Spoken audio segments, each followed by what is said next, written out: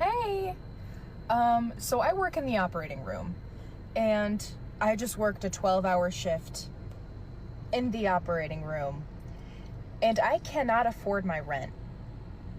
I can't afford my rent. I can't afford gas. I can't afford groceries. I can't afford any of my endless other bills that I am responsible for because I am an adult. After working a 12-hour shift in the operating room. So you know what I have to do? I have to DoorDash, and it's 12:30 at night. After I've been on my feet in the operating room for 12 hours all day. I'm now out DoorDash driving.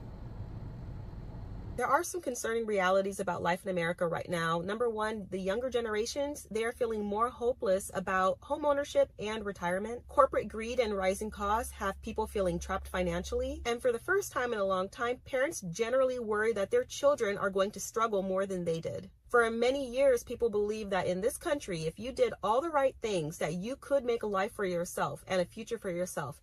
And that hope, that dream is disappearing for so many people right now because they're seeing that even though they're doing everything they need to do, that's becoming more and more out of reach. In case you were curious what the housing market is like right now, my husband and I found a house that we absolutely loved, kind of a dream for us, on Thursday. We went and looked at it on Thursday. Put in an offer 10 grand over asking on Thursday. They had multiple offers already on Thursday. They decided, because they knew a bunch of people were going to be interested, to wait until Sunday, today, to do best and final offer, which means we had to put in our absolute best and final offer. We went up to 30 grand over asking, and we offered a $20,000 appraisal gap, which is if the house gets appraised for less than what you offered, you have to cover that gap with cash at the closing table.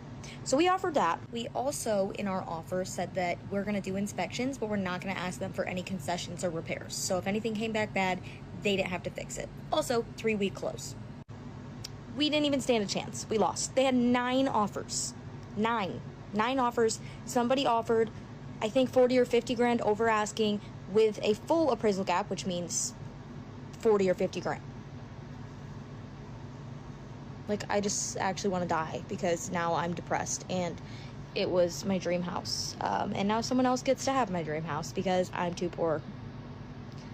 I love my life. What's the cost of a 1-bedroom where you live? Because if you're like the residents of Atlanta, Georgia, it's becoming increasingly unaffordable. I made a previous video about this where the average rent in Atlanta is $963. I should have clarified that's per person. And so when you take 2 people needing to have roommates now, the age group of 45 to 64 is increasing at a rapid rate over the last 20 years. They're basically bringing to the table about $810 on average. That buys them a 1-bedroom apartment for $1,600 for 2 people. So if you're like the people of Atlanta, it is becoming absolutely unaffordable, unobtainable to even rent, let alone dreaming about buying a house. I need to know the secret. Where y'all getting y'all money from? Because there's no way.